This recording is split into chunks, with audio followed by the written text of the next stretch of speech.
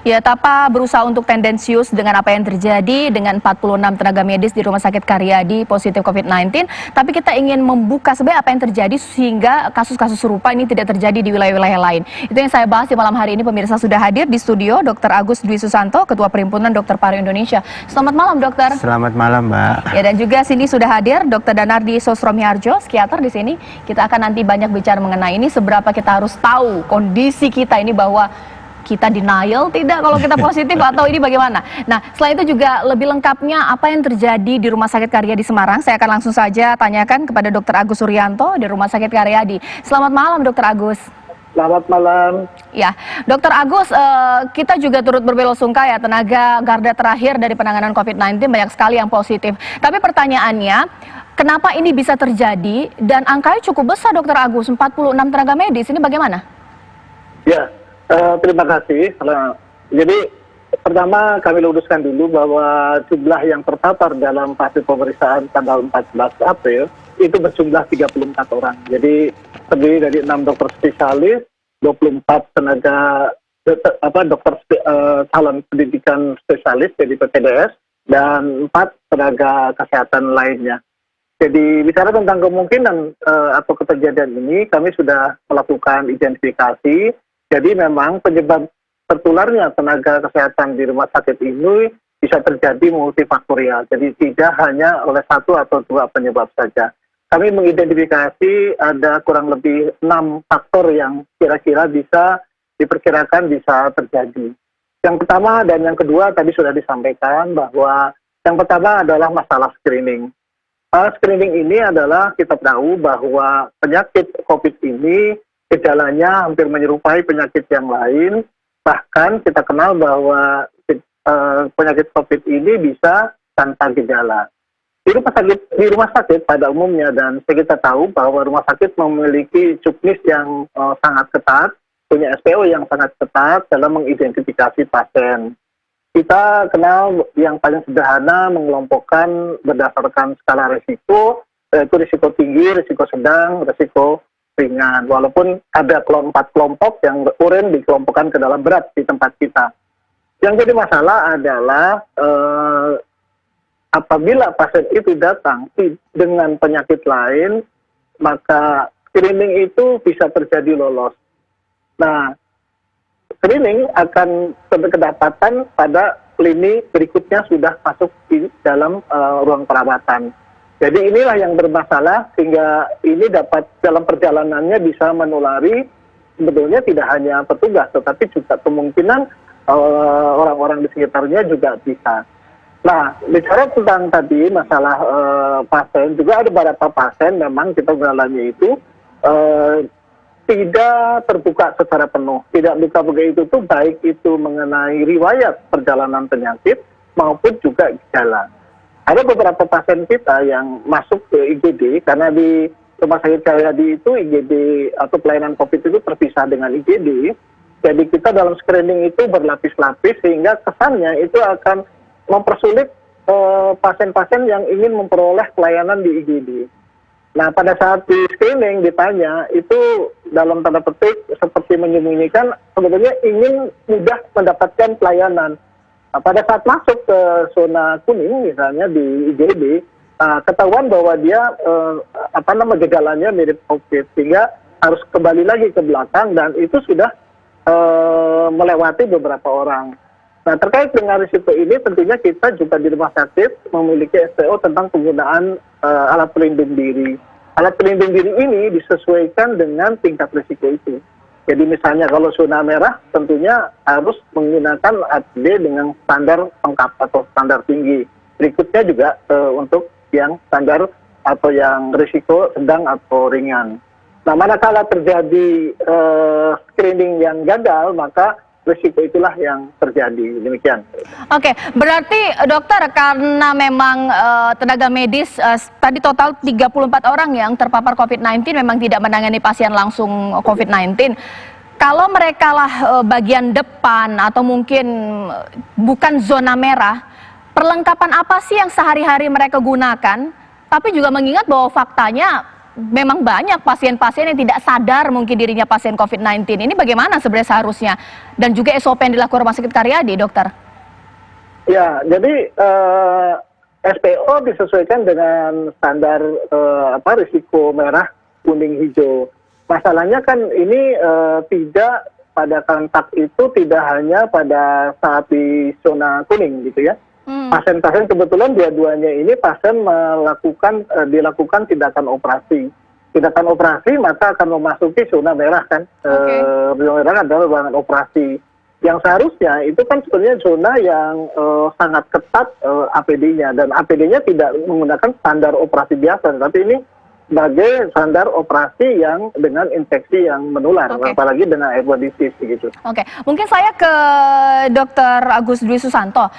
Sebenarnya saya tidak mengerti ya, sebenarnya seharusnya rumah sakit harus bersikap seperti apa SOP-nya, karena memang faktanya kita juga tidak tahu diri kita positif karena tidak ada gejala, sementara rumah sakit ini kan seharusnya yang paling rentan. Apakah memang seharusnya supaya ini tidak terjadi semua pakai APD, disamaratakan zona merah itu bagaimana sih? Terima kasih Mbak ya. Sebenarnya pada era sekarang ini kita sedang pandemi untuk COVID-19, penanganan untuk rumah sakit itu seharusnya dibedakan bahwa untuk COVID ada rumah sakit khusus COVID yang tidak menangani non-COVID. Apabila ada satu rumah sakit dia menangani COVID dan juga sekaligus non-COVID, maka resiko yang terjadi seperti di Rumah Sakit Karyadi itu akan terjadi. Karena ada orang-orang yang kemungkinan besar masuk bukan dengan gejala COVID atau screening untuk COVID-nya tidak begitu kelihatan, sehingga dia akan masuk ke area yang dikatakan tadi zona bukan zona merah ya, zona hijau, sehingga karena dianggap bukan pasien COVID, ditangani dengan APD yang standarnya adalah APD standar zona hijau. Nah, karena memang Kementerian Kesehatan maupun gugus tugas ataupun perhimpunan itu memang sudah membuat standar alat pelindung diri sesuai dengan zonanya. Nah, ini akan terjadi kecolongan apabila satu rumah sakit memberikan pelayanan COVID dan non-COVID. Oke, nah ini juga mungkin saya ke Dr. Agus Suryanto. Dengan kondisi seperti ini sudah terjadi lah istilahnya ya Dr. Agus. Adakah SOP yang berbeda dilakukan? Mungkin zona masuk yang berbeda atau lebih melakukan screening lagi, atau mungkin tidak menerima lagi kah pasien-pasien umum hanya COVID, atau ini bagaimana Dr. Agus? Ya, tampaknya memang ini agak terputus sama Dr. Agus, tapi mungkin saya ke Dr. Danardi. Kita tidak kemudian menuduh bahwa ada kebohongan di sini, tapi anggaplah mungkin masyarakat takut mengatakan bahwa dirinya ini adalah COVID, karena begitu menakutkan, orang kemudian akan menjauh, bisa jadi tidak diterima. Ini bagaimana? Sebenarnya apa sih yang membuat alam bawah sadar kita untuk kemudian tidak jujur? Ini seperti apa Dr. Danardi? Jadi satu, kita harus mengenali bahwa, tadi disampaikan bahwa ada orang yang sudah terpapar atau mungkin sudah positif tapi belum diperiksa, sehingga kita menggunakan istilah orang tanpa gejala, itu benar-benar tidak tahu, benar-benar tidak menyadari bahwa dia itu sakit. Kalau seperti itu, bahwa tidak ada kata denial, tidak ada berbohong, memang dia tidak tahu.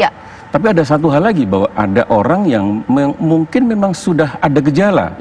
Ada gejala, tetapi dia kalau nanti mengatakan saya lagi demam, atau saya 14 hari yang lalu habis datang dari zona merah, mungkin akan ditolak di rumah sakit itu. Sehingga dia tidak mengatakan hal itu. Sehingga dengan tidak mengatakan, maka dia dianggapnya non-COVID. Tapi ada juga barangkali yang memang, dia sudah ditolak di sana, ditolak di sana, ditolak di sana, sehingga kalau nanti mengatakan lagi bahwa saya juga panas, saya juga nanti di rumah sakit yang kesekian juga ditolak. Tapi wajar tidak sikap seperti itu? Berdasarkan apa sih? Ketakutan atau seperti apa dokter? Nomor satu tentu bahwa dia merasa tidak tertolong, nomor satu. Bahwa saya merasa sudah sakit, kemudian merasa tidak ada yang sanggup menolong saya, atau mungkin sudah ke persahabatan, atau sudah ke RSPD, kebetulan mungkin penuh di sana. Ini sangat mungkin seperti itu. Tapi sangat mungkin yang OTG tadi, bahwa itu yang tidak diketahui, bahkan dokter pun juga tidak mengenali gejala bahwa dia itu sebenarnya sudah terinfeksi. Saya nanti akan lebih lanjut kepada Dr. Agus. Banyaknya case seperti itu, kasus seperti itu, bahwa ini pasien kemudian masuk, dokter pun bingung apakah kemudian mereka orang tanpa gejala atau mungkin pasien biasa. Ini seperti apa? Sesaat lagi di Apa Kabar Indonesia Malam.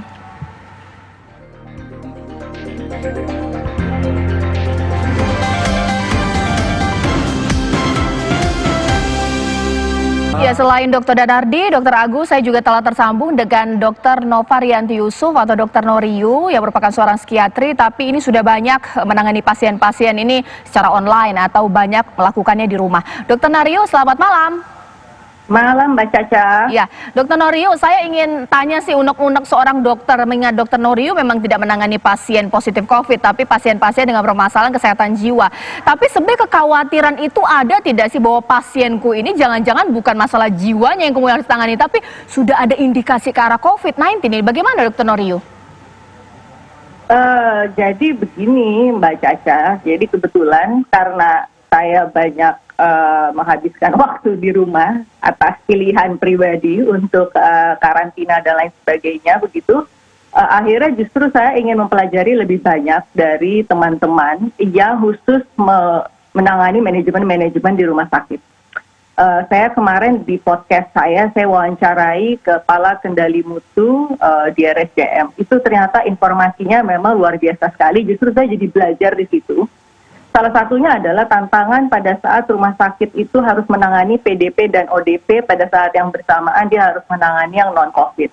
Itu bahkan di luar negeri pun yang sudah lebih dulu menangani, karena Indonesia belakangan baru memperhatikan gitu tentang COVID ini, itu hampir sulit sekali mencari jurnal-jurnal referensi. Jadi saya bisa membayangkan. Nah kemudian yang kedua adalah masalah data, ya. Jadi ini banyak sekali ternyata organisasi yang melakukan upaya-upaya untuk memeriksa spesimen, gitu ya, untuk memeriksa spesimen dari orang-orang yang dicurigai atau dikhawatirkan mempunyai terinfeksi COVID. Ini ternyata treatment atau perlakuan terhadap spesimen itu berbeda-beda. Jadi saya membayangkan mereka ini data sampai dalam bentuk inisial dan umur misalnya. Sedangkan berapa banyak orang yang mempunyai inisial yang sama. Misalnya. Ini dokter-dokter ternyata harus menjadi peramal lagi. Gitu. Ini kira-kira N ini si Nunung apa si Nana atau ini. Keterbukaan data Dr. Noriyu ya. Nah, ini saya dapat langsung informasi semacam ini dari teman-teman yang harus bekerja. Yang mana ini kan artinya ngeri sekali ya, kalau masalah data aja tidak ada kepastian. Dr. Noriyu, mohon maaf saya potong, terakhir kali berpraktek itu kapan dokter? Minggu ini saya masih praktek tapi lewat Zoom. Kalau ke rumah sakit atau juga ke... Bukan, ini yang setting private practice ya, jadi praktek swasta, yang mana saya harus menangani banyak sekali remaja-remaja yang ingin bunuh diri. Sebenarnya mereka yang mempunyai suicidal tendency itu seharusnya adalah termasuk kondisi darurat ya, yang harusnya kita tidak menangani langsung. Jadi kalau untuk menangani pasien tatap muka, Dr. Noriyu terakhir sebulan lalu, apakah ada di bulan ini, itu pakai APD nggak? Terakhir saya praktek itu hanya pakai masker, yang surgical mask, gitu ya. Tapi saya sudah mulai berhati-hati, waspada, begitu. Karena ternyata ini untuk hitungan bulan-bulan Maret ya, Maret awal, saya praktek masih pakai surgical mask. Itu saya didampingi dengan seorang perawat ya, laki-laki kan, perawatnya. Terus tiba-tiba sekitar 22 hari kemudian saya diberitahu, oh iya perawat yang mendampingi Dr. Nova waktu itu ternyata sekarang positif COVID. Gitu. Luar biasa. Jadi artinya itu saya udah melakukan pakai masker itu dari awal Maret. Baik. Dr. Noriyu ditahan dulu. Sudah pakai itu posisi saya sama dia, untung saya sudah berjarak gitu ya. Karena lama kemudian dia mengalami itu. Jadi artinya bayangkan kalau kita tidak berwaspada sejak very early, walaupun pemerintah belum memerintahkan untuk melakukan physical social distancing. Gitu. Ditahan dulu Dr. Noriyu, ini mungkin ke Dr. Agus bahwa kalau resiko semua sama, tidak hanya dokter paru, mohon maaf ya Dr. Agus pasti sudah ada APD lengkap, seperti dokter kejiwaan, kandungan, dokter gigi. Ini seharusnya kondisi kayak gini semua pakai APD lengkap atau bagaimana dokter? Ya, jadi sebenarnya dari Ikatan Dokter Indonesia ataupun perhimpunan-perhimpunan profesi itu sudah memiliki standar penggunaan alat pelindung diri bagi seluruh tenaga kesehatan termasuk perawat yang bekerja di rumah sakit, ya, mulai dari poliklinik, IGD, ruang tindakan sampai ruang operasi dan ruang rawat. Itu ada penggunaan APD yang standar yang sudah direkomendasikan. Ini berlaku untuk rumah sakit yang non COVID, ya. Kalau untuk COVID sendiri sudah jelas standarnya kan. Tapi untuk non-COVID itu berlaku bahwa penggunaan APD ini sudah diberikan standarnya oleh profesi. Oke, nah ini kemudian Dr. Danardi, mereka saja tenaga medis yang sudah berada di daerah yang beresiko menangani pasien COVID, berada di rumah sakit, itu pasti sudah sudah tidak tahu lagi kekhawatirannya. Ketika positif, kita juga tidak bisa membayangkan apa di benak tenaga medis yang saat ini harus mengisolasi mandiri. Seperti apa sih kondisi? Apakah mereka juga merasa kemudian ketakutan, takut juga kemudian ini kondisi makin buruk? Wajar tidak, dokter? Iya, dokter juga manusia. Ya. Dokter tentu juga beda-beda daya tahannya, ada yang kuat, ada yang kurang kuat. Kalau yang kuat tentu dia akan melakukan SOP yang benar. Seperti tadi Dr. Agus mengatakan bahwa kalau untuk dokter paru apalagi di ruang isolasi pasti menggunakan APD level 3 ya, lengkap itu. Dan itu sudah dijiwai agar supaya bahwa dia bekerja dengan tenang. Ya. Tapi juga tadi seperti Dr. Nuri mengatakan bahwa kalau psikiater tentu itu level 1. Level 1 pun juga harus berhati-hati, tetap menjaga jarak. Bahkan ada teman-teman itu menggunakan kaca pemisah antara dia dengan pasiennya, membuat jarak agar supaya tidak ada droplet. Tentu itu juga suatu bagian dari bagaimana secara rasional dokter itu melindungi diri. Ya. Dan juga bukan hanya sekedar situ, bahwa untuk pasien pun bahwa diharuskan menggunakan masker, juga harus menjaga jarak yang benar. Itu juga sesuatu bahwa dokter pun bekerja dengan tenang, dengan keyakinan bahwa kemungkinan tertular itu kecil sekali, tapi bahwa pasti bahwa seseorang itu terpapar itu pasti sebenarnya. Nah, berharapnya terpaparnya hanya kecil dan autoimun seseorang itu kuat untuk melawannya. Baik, nanti saya juga akan banyak berbincang dengan Dr. Agus. Ini mungkin tidak sih tenaga medis tidak tahu gitu kalau misalnya dirinya sudah ada indikasi mengarah kepada COVID, sehingga kemudian menulari tenaga medis lainnya, karena interaksi itu pasti akan terjadi di rumah sakit. Bahkan saya juga akan berbincang dengan kepala daerah yang memang izinnya sudah keluar terkait menerapkan PSBB mulai dari Sumatera Barat dan kemudian menyusul Bandung Raya. Sesaat lagi ya pemirsa, di Apa Kabar Indonesia Malam.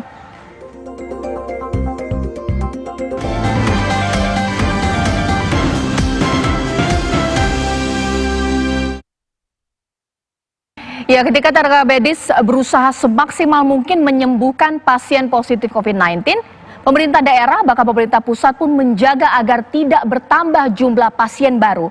Langsung saja saya tanyakan bagaimana kemudian kebijakan yang nanti akan dilakukan penerapan PSBB dari pemerintah daerah Sumatera Barat. Sudah tersambung dengan Pak Gubernur di sini, Pak Irwan Prayitno. Assalamualaikum, selamat malam Pak Gubernur.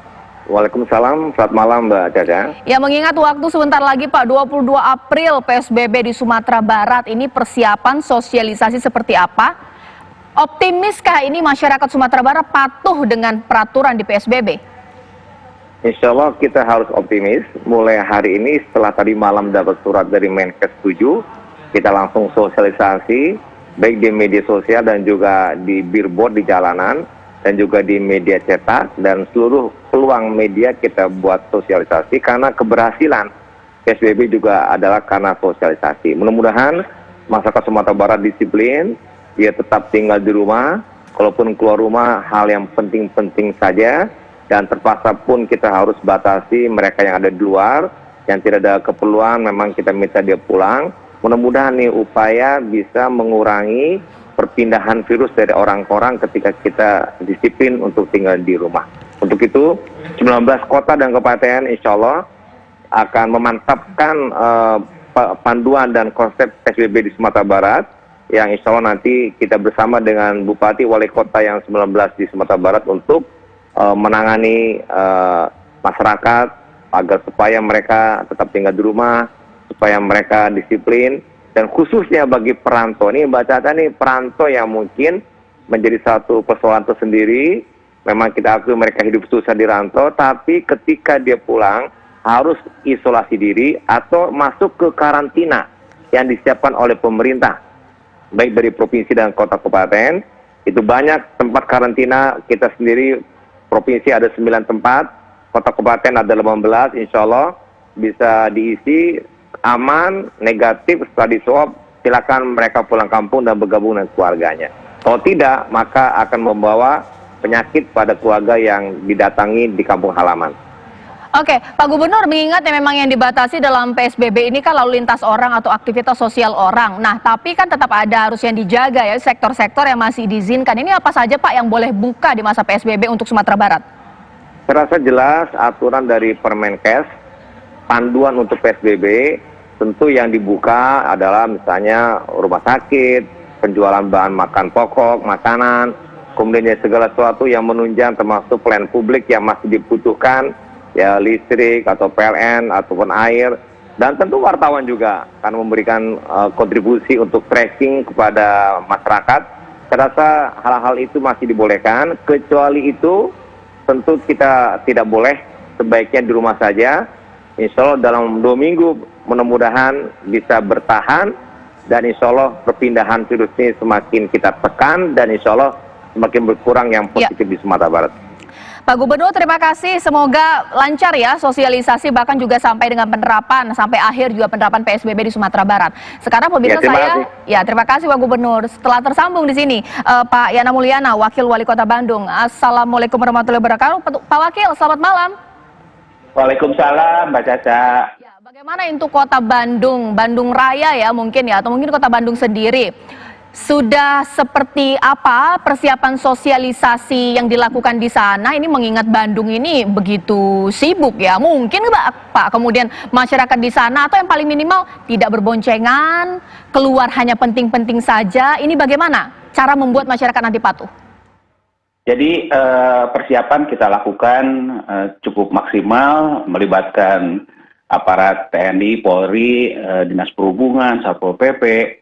Jadi di Bandung itu nanti kita akan coba ada ring 1, 2, 3 lah. Jadi pintu masuk ke Bandung ini kan sangat banyak dari arah utara, timur, barat, dan selatan. Nah itu kita jadi yang pasti begini dulu, masyarakat harus paham bahwa PSBB ini bukan menutup Kota Bandung, tapi membatasi. Jadi orang masih bisa beraktivitas, tapi selama itu memang misalkan masuk, dia harus bermasker, dia harus pakai sarung tangan, dia harus jelas juga mau apa, jelas tujuannya. Kalau tidak jelas ya itu harus kembali ke daerah asalnya gitu. Jadi itu dulu yang penting. Tapi kalau persiapannya sih rasanya kita sudah cukup maksimal, karena mulai besok juga sudah ada simulasi, Senin simulasi, Selasa simulasi, insya Allah Rabu berjalan dengan baik lah, insya Allah, mohon doanya. Oke, kalau untuk persiapan tenaga medis ini sendiri, bagaimana Pak di Kota Bandung? Bahkan juga kalau sesuai dengan tema saya ini, tenaga medis ini ketika penerapan PSBB ini juga harus dijaga kondisinya, jangan kemudian juga menjadi korban terpapar COVID ini. Bagaimana Pak Wakil? Jadi tadi kan tujuan PSBB ini juga mudah-mudahan kita bisa mengurangi orang yang terpapar sehingga harus ke rumah sakit. Karena memang keterbatasan juga di Kota Bandung ini kan daya tampung rumah sakitnya, tenaga medisnya juga terbatas. Jadi mudah-mudahan dengan PSBB ini betul-betul penyebaran virus corona COVID-19 ini bisa ditekan sehingga tadi tidak banyak lagi orang yang harus ditangani oleh para tenaga medis. Oke, Pak Wakil, kalau untuk angkot ini seperti apa? Ini masyarakat Kota Bandung ini paling gemar kemudian menggunakan angkot. Dibatasi juga tidak Pak? 50% harus berjarak, ini seperti apa? Ya iyalah, itu kan ada dari peraturan Menteri Kesehatannya diatur maksimal 50%, kemudian tetap berjarak. Jadi kita terapkan betul lah physical distancing kalau ternyata itu orang terpaksa harus keluar. Tapi kalau memang bisa semua kita upayakan masyarakat itu diam di rumah. Oke, Pak Wakil terima kasih banyak ya. Semoga ini lancar sosialisasi sampai Amin. nanti juga penerapan di Kota Bandung. Terima kasih Amin, Pak amin. Wakil. Ya kemudian saya kembali nih menyapa Mbak Norio. Mbak Norio kalau misalnya di sini kan memang tadi kita sudah berbincang bahwa ya memang harusnya tenaga medis ini dijaga. Tapi kalau misalnya kondisi seperti ini membuat tenaga medis berpikir dua kali tidak apakah saya harus praktek karena saya juga mungkin menjaga kondisi keluarga, takut terpapar juga, atau mungkin siap sajalah kemudian dengan kondisi apapun. Ini bagaimana Dokter Norio? Iya, jadi yang penting safety untuk tenaga medis dan tenaga kesehatan itu harus dari dua pihak. Yang pertama dari pihak rumah sakit. Tapi saya bingung nih antara dua daerah tadi itu, apakah dua-duanya itu mempunyai resources atau sumber daya tenaga kesehatan dan tenaga medis yang banyak gitu ya. Jadi artinya tidak langsung sekaligus laskarnya dikeluarkan gitu, ngerti kan? Jadi apakah harus ada manajemen tertentu bagaimana mereka mengatur supaya tidak semua dikeluarkan tenaga-tenaga medis dan tenaga kesehatannya, jadi diatur sistemnya sedemikian rupa. Nah kemudian yang kedua itu apakah mereka cukup diberikan kesempatan untuk istirahat, mendapatkan asupan gizi. Saya dengar sekarang kan rumah sakit sampai menyediakan susu, menyediakan telur begitu ya. Nah kemudian manajemen stres daripada tenaga-tenaga medis dan tenaga kesehatan itu sendiri. Yang penting itu adalah mungkin kalau psikiater tidak ada di situ ya ada ide yang sangat bagus dari RSCM yang saya sempat diskusi, itu adalah peer support. Jadi ada dukungan antara peer begitu.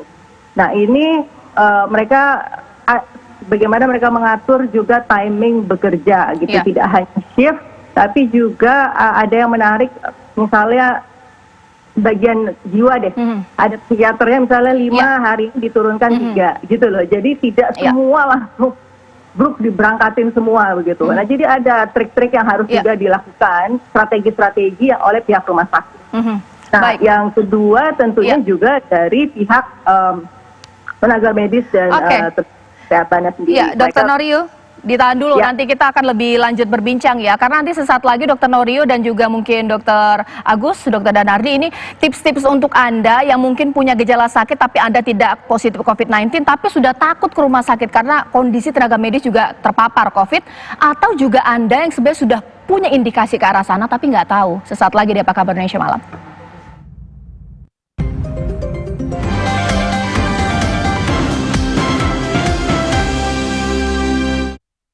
Dokter Agus, ini supaya tidak terjadi lagi kasus seperti di Karya di Semarang.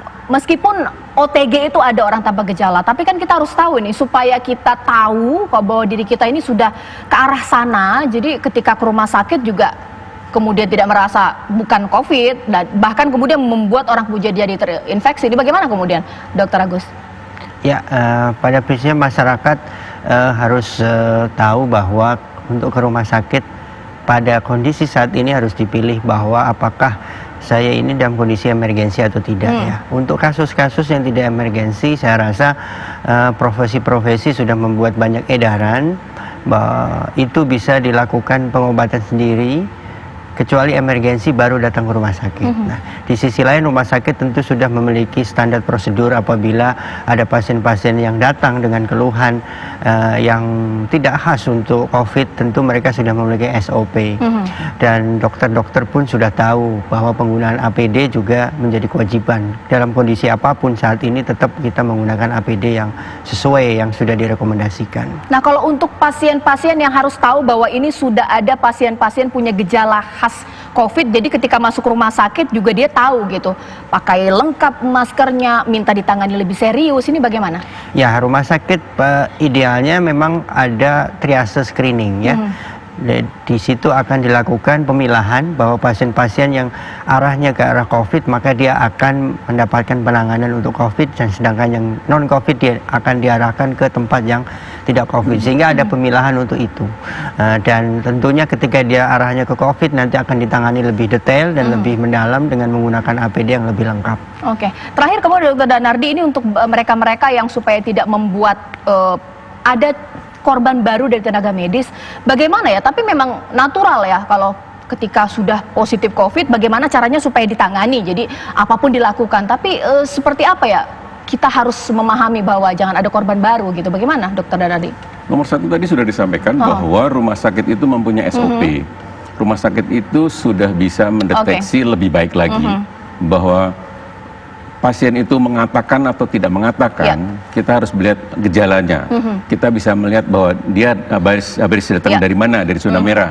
Tentu kalau sudah ada tanda-tanda mengarah pada seseorang itu kemungkinan terpapar, maka APD-nya atau dia harus masuk dalam zona merah atau di mana nakesnya menggunakan level yang 3.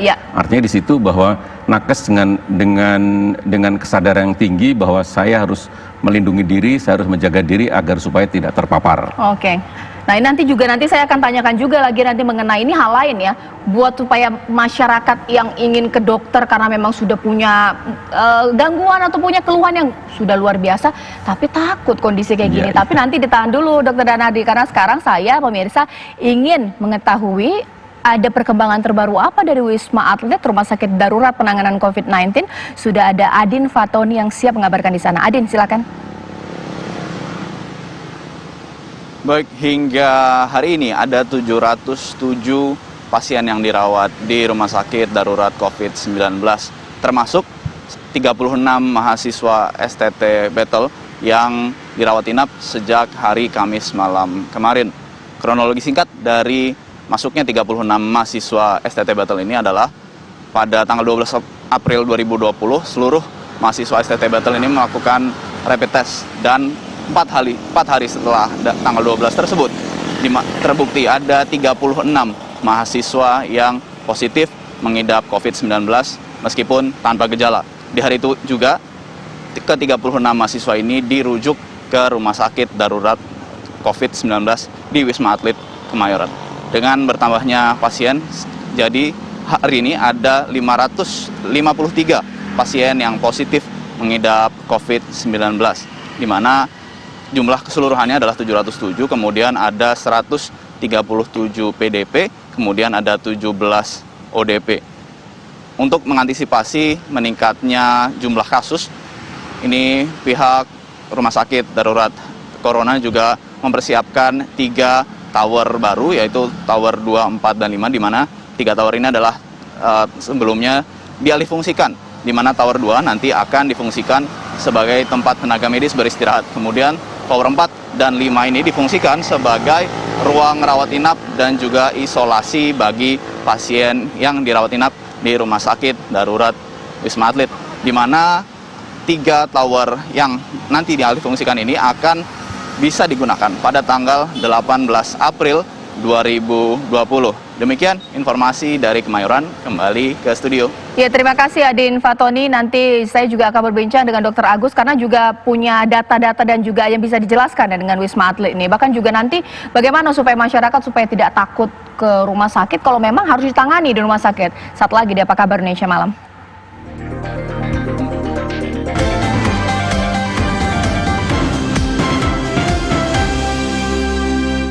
Ya, terakhir ini Dr. Danardi, bagaimana cara kita mengurai kecemasan kita? Misalnya kita sudah punya gejala yang sebenarnya harus ditangani, penyakit lain lah, ibu hamil, orang yang harus check up kesehatan baru selesai operasi, tapi khawatir ke rumah sakit karena menganggap rumah sakit isinya ini bisa terkontaminasi corona. Ini seperti apa?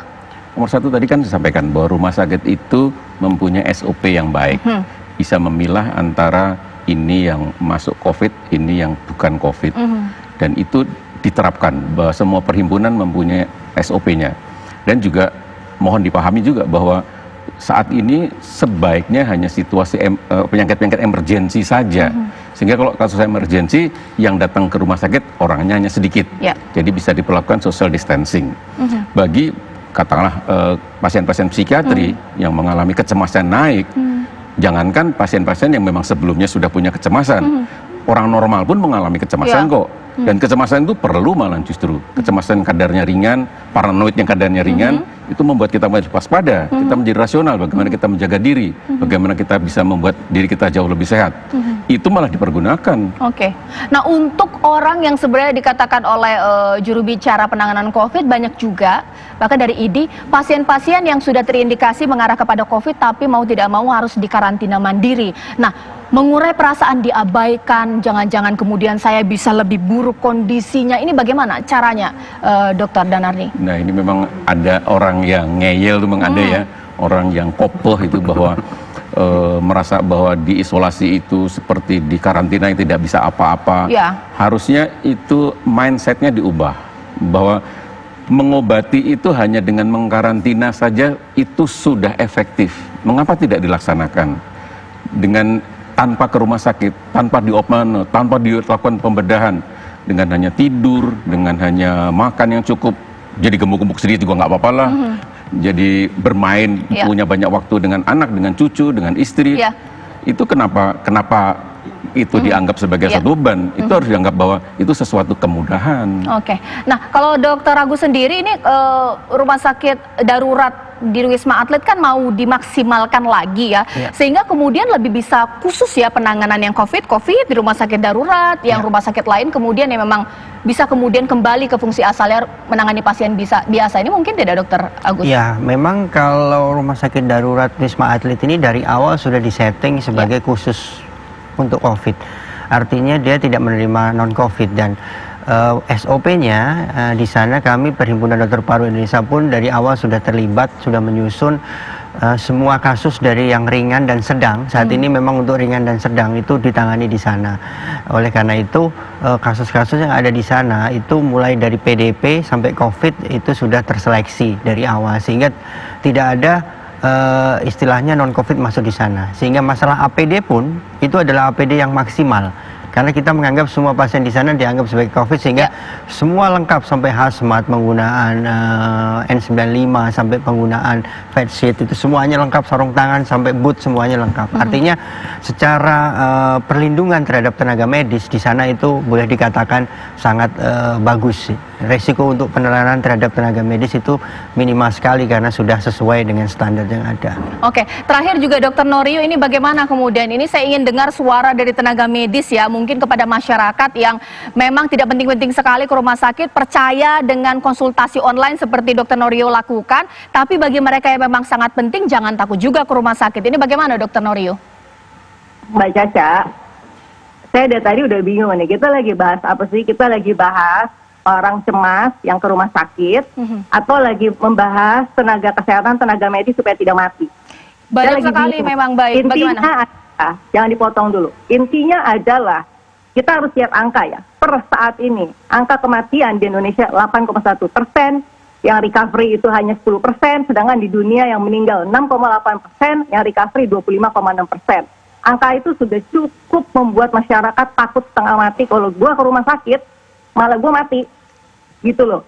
Nah itu, bukan hanya mereka yang mau berobat lagi hamil atau apa, bukan. Buat yang COVID pun takut. Oleh karena itu, dengan potensi 200.000 PDP dan ODP yang belum tersentuh oleh pemeriksaan, yang mana rapid testnya juga kadang-kadang nggak jelas hasilnya, ada orang yang masih meninggal juga, tiba-tiba dengan PCR ternyata positif, rapid test 2 kali negatif, itu sediakan rapid test yang benar-benar berkualitas baik untuk 200.000 PDP ODP yang diprediksi di Indonesia. Itu aja deh, itu beres semuanya bisa terlaksana dengan baik kok. Kalau menurut saya gitu. Supaya clear nih kita ini, angka-angka ini bicara gitu. Karena itu sediakan itu. Oke, mau bersama, siapa aja yang bersama. Iya. Baik, gitu. Dokter Norio. Gitu loh. Kita mau bicara kematian ya sama-sama. Ini kematian tenaga kesehatan, kematian tenaga medis, kematian masyarakat. Ya udah. Gitu, kita bereskan, clear Mbak, supaya jelas gitu loh. APD ada, zonasi ada, udah semua udah clear semua. Cukup dengan kejelasan gitu di akhir. Udah cukuplah kematian di Indonesia ini. Baik, Dokter Norio, terima kasih. Mudah-mudahan ini bisa didengar pemerintah sehingga kemudian bisa menjadi salah satu alternatif untuk menangani, tidak menambah lagi jumlah pasien positif COVID-19, apalagi dari tenaga medis. Terima kasih Dokter Danardi, terima kasih Dokter Agus. Saya Cica Anissa, selamat malam, sampai jumpa.